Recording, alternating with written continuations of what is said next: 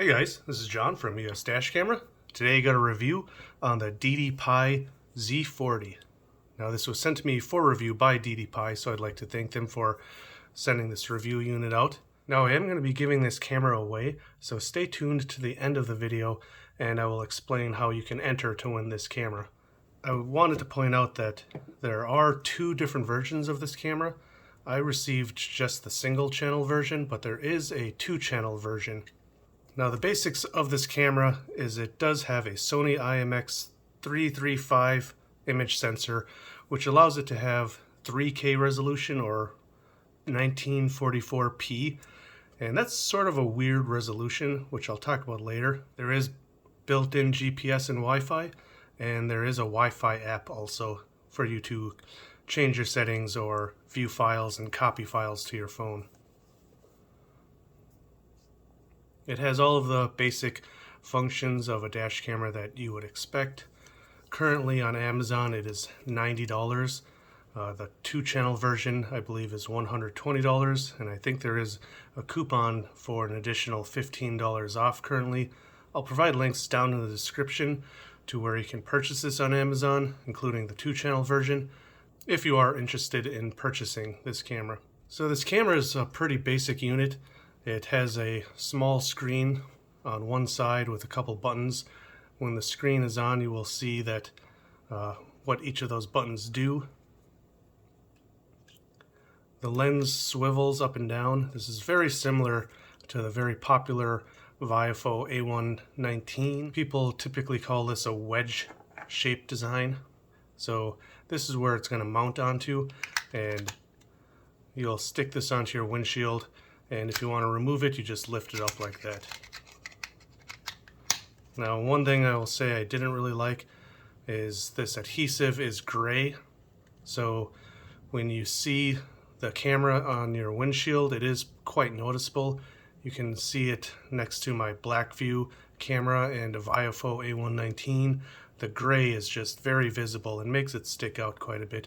I would personally rip this off and use new black 3M VHB tape. Included, of course, is a USB adapter with a USB-C power cable. I do appreciate that they have upgraded all of their cameras to USB-C, and there is a little installation tool right here. This helps you get in under trim or into your headboard to hide your cables. Also included is this static electricity mount. Personally, I've never used these, but the point is you would put the mount on here, and with static it'll actually hold itself onto the windshield. So if you really needed a temporary installation, you could use this, but in the event of an accident, I wouldn't really trust this. The camera's going to go flying.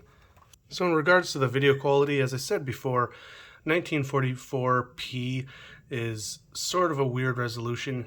You can see here that it's more of a square resolution instead of a widescreen, and I would personally rather just have a standard widescreen. 1080p or 1440p and also 4K resolutions are all a 16:9 resolution, and here you can see it doesn't even fill up the whole screen, and I feel like having a more square resolution doesn't make sense for a dash camera because you're getting more sky and more dashboard. I would rather have a wider view with a shorter aspect ratio.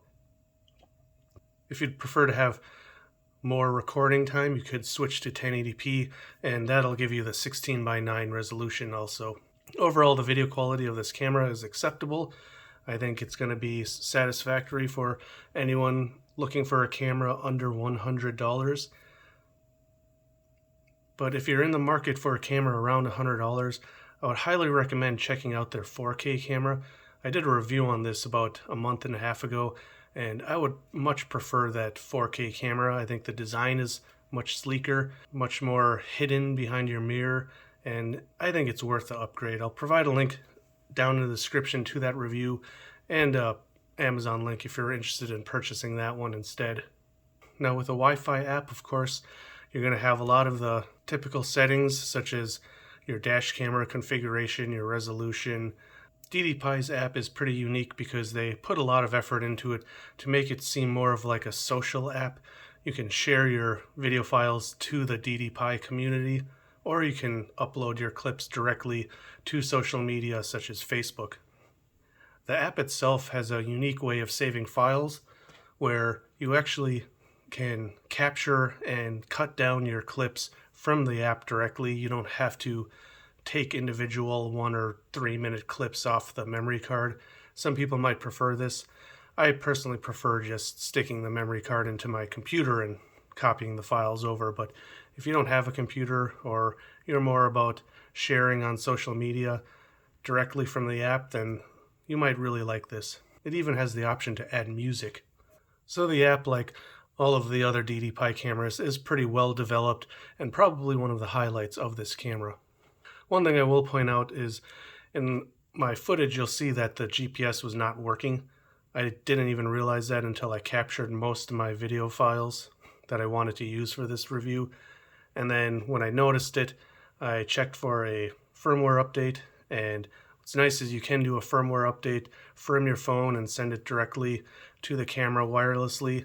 That's pretty convenient. And once I upgraded the firmware, the GPS started working. So if you purchase this, make sure your firmware is up to date and it shouldn't have any issues.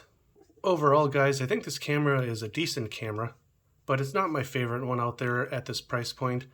As I said earlier, if you're going to go for a DDPAI camera, if you really like the social media aspect and the editing features of the app, I would go for the 4K model that I mentioned earlier.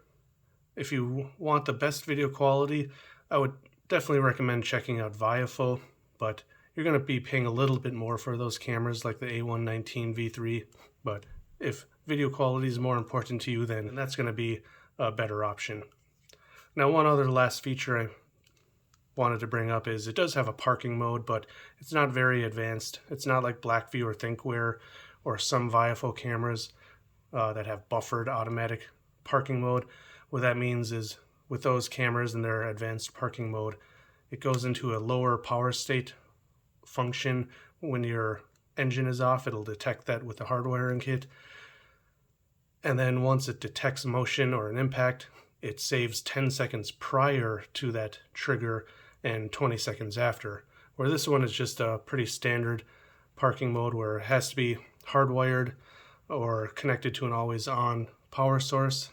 I just had the USB cable, so the only way I was able to test it was just leaving my engine running or connecting this to a battery pack.